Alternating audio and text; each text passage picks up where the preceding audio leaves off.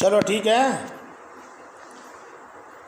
اعوذ باللہ من الشیطان الرجیم. بسم اللہ الرحمن الرحیم. الحمد للہ حمدا موافیا لنعمہ مکافئا لمزیدہ، والصلاة والسلام علی سیدنا محمد وآلہ وصحبہ وجنودہ. اما بعد، فهذا اشتدت إليه حاجة الراغبين في تكملة تفسير القرآن الكريم الذي ألفه الإمام العلامة المحقق المدقق جلال الدين محمد بن أحمد المحلي الشافعي رحمهم الله تعالى، وتتميم ما فاته، وهو من أول سورة البقرة إلى آخر سورة الإسراء، بتتمة على نمطه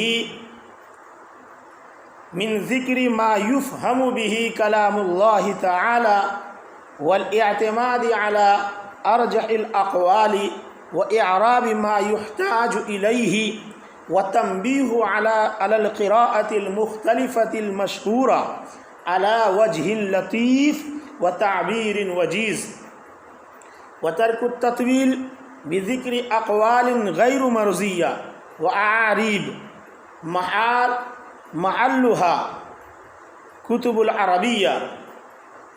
والله أسأل النفع به في الدنيا وأحسن الجزاء عليه في العقبى بمنه وكرمه. صاحب کتاب نے اپنی کتاب کو بسم اللہ سے شروع کیا. اب یہ تقریر آپ چونکہ مشکوٰۃ شریف میں پہنچ چکے ہیں اس لیے یاد ہے، البتہ اس کے بعد حمد کو لے کر آئے تو طریقہ بالکل مختلف ہے. الحمدللہ حمدا موافیا لنعمہ. فرماتے ہیں اصل میں ایک حدیث شریف کی اقتدا ہے. حدیث میں الحمدللہ حمدا یوافی نعمہ ویکافی مزیدہ. تو پھر اشکال ہوگا کہ حدیث میں انہوں نے رد و بدل کیا. فرماتے حدیث میں رد و بدل نہیں بلکہ یہ اقتباسات کی قبیل سے ہے، اور اقتباس میں جو ہے وہ کمی بیشی اور تصرف جائز ہے. بہرحال اس کا ترجمہ الحمدللہ حمدا موافیا لنعمہ، تمام تعریف اس اللہ کے لیے ہے جو ان نعمتوں پر، موجودہ نعمتوں پر، موافیا لنعمہ موجودہ بالفعل نعمتوں پر، مکافیا لمزیدہ اور آئندہ مزید جو نعمتیں ہیں اس پر. تمام تعریف اس اللہ کے لیے ہے موجودہ نعمتوں پر اور آئندہ حاصل ہونے والی نعمتوں پر. اور درود و سلام ہے ہمارے آقا محمد صلی اللہ علیہ وسلم پر. بعض نسخے میں سیدنا کا لفظ نہیں ہے، ہمارے یہاں ہے محمد و آلہ. تو آلہ و صحابی و جنودہ کا عطف محمد پر کریں گے، سب مل کر سیدنا پر نہیں کریں گے عطف. تو درود و سلام ہو ہمارے آقا محمد صلی اللہ علیہ وسلم پر اور آپ کے آل پر اور آپ کے صحابہ پر اور آپ کے مددگار. جنود مانا ہوتا لشکر ہے، لیکن یہاں مددگار ترجمہ کریں گے، مددگاروں پر.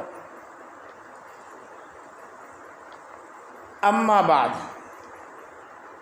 فہذا بس یہ یعنی کتاب جلالین کی تفسیر جو انہوں نے لکھی اس کی کیا وجہ وہ بتانا چاہ رہے ہیں یہاں سے. معود فی الذہن، عہد ذہنی. ہر لوگ اپنی کتاب کی وجہ ذکر کرتے یہی بتلا رہے ہیں کہ راغبین کی حاجت یعنی طالبین علم حاصل کرنے والے خواہش مندوں کی چاہت شدید ہو گئی فی تکملۃ تفسیر القرآن الکریم، قرآن کریم کی اس تفسیر کے تکملے کے متعلق جس کو تالیف کیا تھا امام علامہ محقق مدقق جلال الدین محمد بن احمد المحلی الشافعی نے، یہ جو انہوں نے لکھی تھی سورہ کہف سے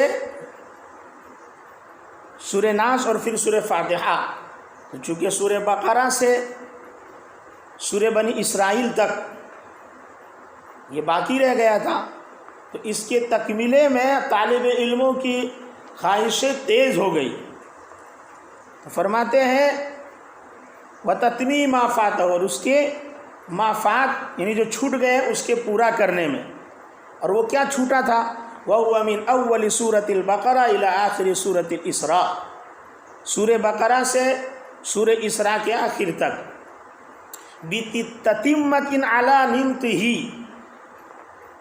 اور پورا کرنا اسی طریقے پر، یعنی جیسا جلال الدین محلی نے لکھا ہے اسی طریقے پر اس کو لکھنا، بذکری، اور ایسی چیز کا تذکرہ کرنا ما یفہم بہ کلام اللہ، جس کے ذریعے اللہ تعالیٰ کے کلام کو سمجھا جائے، والاعتماد علی ارجح الاقوال، اور راجح قول پر اعتماد کرنا، واعراب ما یحتاج الیہ، اور ضروری اعراب کا بھی تذکرہ کرنا، وتنبیہ علی قراءۃ المختلفہ، اور قراءت مختلفہ مشہورہ پر علی وجہ لطیف وتعبیر وجیز، مختصر طریقے پر لطیف پیرائے سے قراءت مختلفہ پر متنبع کر دینا، پوری قراءت نہیں، بس اشارہ کر دینا جس سے سمجھ جائے کہ یہاں مختلف قراءتیں ہیں، جو قراءت کی بحثیں آپ نے مقدمے میں جان لیا، اور وَتَرْكُ التَّطْوِيلِ بِذِكْرِ أَقْوَالٍ غَيْرُ مَرْضِيَّةٍ، اور غیر پسندیدہ اقوال کے ذکر کو ترک کرنا، اور غیر ضروری اعراب کو، کیوں کہ اس کا محلھا، اس کا محل تو کیا کتب عربیہ ہے کہ وہاں بحث ہوتی ہے اعراب سے، یہاں جو ہے ضروری اعراب کی طرف سے اشارہ ہو، غیر ضروری اقوال سے کو بھی نظر انداز کیا جائے اور غیر ضروری اعراب کو بھی یہاں ذکر نہ کرے، یہ انہوں نے بتلایا۔ واللہ اسأل النفع به فی الدنیا واحسن الجزاء علیہ فی العقبہ، اور اللہ ہی سے میں سوال کرتا ہوں اس تتمہ کے ذریعے دنیا میں نفع کا اور آخرت میں بہتر بدلے کا، اس کے احسان اور اس کے کرم کے ذریعے۔ تو یہ انہوں نے خطبے میں بتلایا کہ کیوں جو ہے یہ تفسیر لکھی میں نے۔ تو خلاصہ یہ کہ بھئی لوگوں کی چاہت تھی کہ 15 پارے جو رہ گئے ہیں جلال الدین محلی کی تو وہ مکمل ہو جائے، لیکن مکمل اس طور پر کہ اس میں طریقہ وہی ہو جو محلی صاحب کا تھا، راجح قول ہو، ضروری اعراب ہو، اور مشہور قراءت مختلفہ کی طرف لطیف پیرائے سے جو ہے تنبیہ کی گئی ہو، اور غیر ضروری اقوال کو چھوڑ دیا گیا ہو، اور جو ہے غیر ضروری اعراب جس کا محل کتب عربیہ ہے اس سے یہاں بحث نہ ہو، مختلف مشہور قراءت کے ساتھ ساتھ اعراب جو ضرورت کی تھی اس کو ہی ذکر کیا جائے۔ یہ انہوں نے اپنا غرض بیان کیا۔ اب آگے سورۃ البقرہ مدنیہ 206 او 87 آیہ، سورہ بقرہ مدنی ہے، 286 یا 87 آیت ہے۔ اب مدنی اور مکی صورتوں کی بحث کے متعلق آپ پڑھ چکے ہو، اسی طرح سورت کی تعریف بھی آپ نے پڑھ لیا کہ سورت کے جو ہے مطلب ایک آتا ہے بلندی کے اور ایک آتا ہے فصیل اور احاطے کے، تو ہر سورت جو ہے وہ بلند مرتبہ رکھتا ہے، اور سورت کے اندر جو ہے یہ پوری آیتیں جو ہیں وہ سمائی ہوئی ہے، وہ سب آپ نے پہلے اس کی تشریح پڑھ لی۔ اب دیکھیے، بسم اللہ الرحمن الرحیم، الف لام میم، اللہ اعلم بمرادہ بذالک۔ الف لام میم یہ حروف مقطعات ہے۔ حروف مقطعات کے متعلق صحیح بات یہ ہے کہ سر من اسرار اللہ، یہ اللہ کے رازوں میں سے ایک راز ہے۔ اللہ ہی بہتر اس کے معنی کو جانتا ہے، صحیح قول یہی ہے۔ اب بعض جو نقل کر رہے ہیں کہ اس کے یہ معنی ہے، یہ معنی ہے، یہ صرف اقوال ہی اقوال ہے۔ صحیح بات یہ ہے کہ سر من اسرار اللہ تعالی، یہ اللہ تبارک و تعالی کے رازوں میں سے ایک راز ہے۔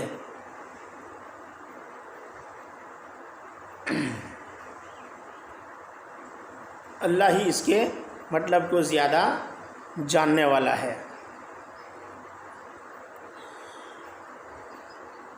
ذالک الکتاب ای ھذا الکتاب الذی یقرأہ محمد صلی اللہ علیہ وسلم لا ریب شک فیہ انہ من عند اللہ وجملۃ النفی خبر مبتدأہ ذالک والاشارۃ بہ للتعظیم ھدی للمتقین۔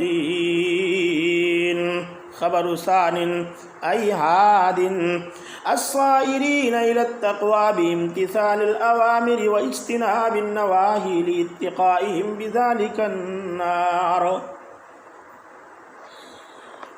الف لام میم، اللہ اعلم بمرادہ بذالک، اللہ ہی اس کی مراد کو بہتر جانتا ہے۔ یعنی اللہ، بعضوں نے کہا کہ یہ حروف مقطعات کو مقطعات اس لیے بول رہے ہیں کہ بھائی یہ الگ الگ کر کے پڑھے جاتے، یہ احادی بھی ہوتے جیسے قاف، یہ ثنائی بھی ہوتے جیسے حامیم، ثلاثی ہوتے جیسے الف لام میم، رباعی بھی ہوتے ہیں کاف ہا یا عین صاد، اس طرح خماسی بھی ہوتے ہیں حامیم عین سین قاف، اور خماسی سے اوپر عربی کلمات آتے نہیں ہیں۔ بہرحال یہ 14 حروف ہجا میں سے حروف مقطعات میں استعمال ہوا ہے۔ بعضوں نے کہا یہ بتانا چاہتے ہیں کہ حروف مقطعات ہی کا ترجمہ بتلا دو، یہ اللہ تبارک و تعالیٰ کی طرف سے ایک چیلنج ہے۔ بہرحال اب یہاں ذالکہ کی تفسیر ھذا سے کیا، بتانا چاہتے ہیں کہ اس سے مراد یا تو یہ الف لام میم، یہ قرآن مراد ہے، تو یہ قرآن، یہ کتاب، تو کتاب 5 میں ہے، تو پھر ذالکہ کیوں لائے؟ تو کہا ذالکہ تعظیم کے لیے لے کر آئے۔ کتاب سے مراد کون سی کتاب؟ کہ الذی یقرأ محمد صلی اللہ علیہ وسلم، وہ کتاب مراد ہے جس کو حضور اکرم صلی اللہ علیہ وسلم پڑھتے ہیں۔ اب بتا رہے اس کے اندر کوئی شک نہیں ہے، لا ریب شک فی، اس میں شک نہیں ہے، قرآن میں نہیں، اس بات میں کہ یہ قرآن اللہ کی جانب سے ہے، انہ من عند اللہ، یہ جملہ لے کر آئے کہ یہ کتاب اللہ ہی کی جانب سے ہے۔ ھذا الکتاب الذی یقرأ محمد صلی اللہ علیہ وسلم انہ من عند اللہ، یہ اللہ کی طرف سے۔ اب لا ریب جملہ نفی جو ہے یہ خبر ہے ذالکہ مبتدا کی، اور اشارہ تعظیم کے لیے ہے۔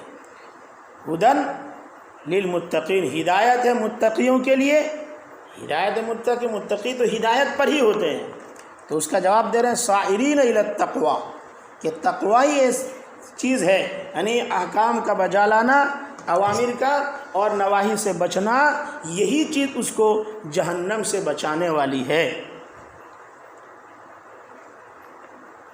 اب آگے متقی کون ہوتے ہیں؟ تو کہا الذین یؤمنون بالغیب، وہ لوگ جو غیب پر ایمان رکھتے ہیں، یعنی تصدیق کرتے ہیں جو ان سے غائب، یعنی بعث بعد الموت، جنت و جہنم، میزان اور ترازو، پلسرات، سب پر ایمان رکھتے ہیں۔ اب ایک ہے ایمان اور ایک ہے اسلام۔ اس کی تعریف بھی آپ نے شرع عقائد میں پڑھی، تفصیل کے ساتھ یاد بھی ہوگے آپ کو الحمدللہ۔ ایمان اقرار باللسان اور تصدیق قلب اور عمل بالارکان اپنے پڑھا ہو۔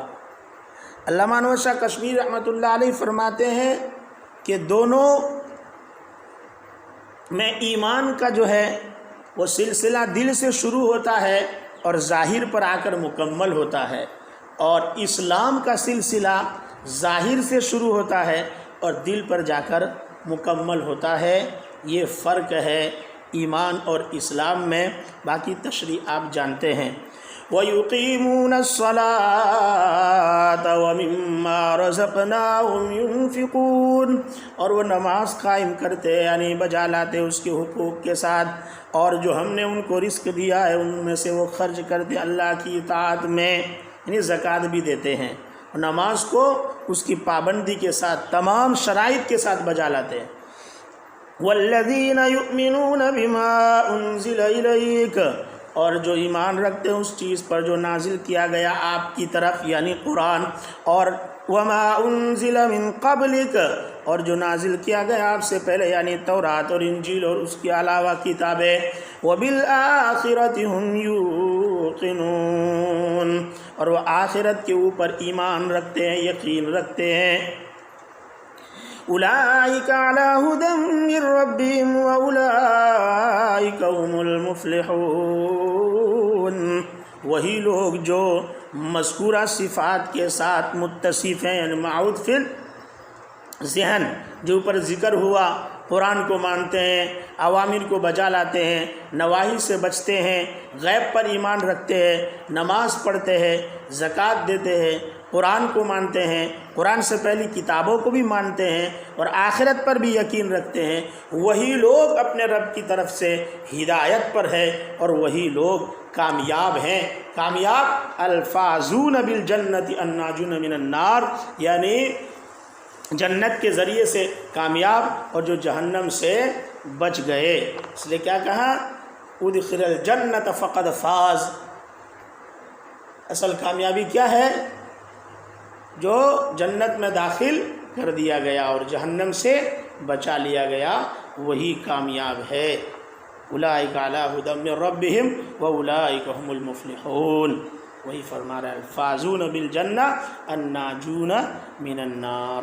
اب یہاں سے آگے جو ہے وہ تشریح کریں گے آپ کے سامنے کفر کے ایمان کے متعلق آپ کے سامنے بحث آئی، اب انشاءاللہ اس سے آگے جو ہے اب بحث آئے گی آپ کے کفر اور اس کے بعد نفاق۔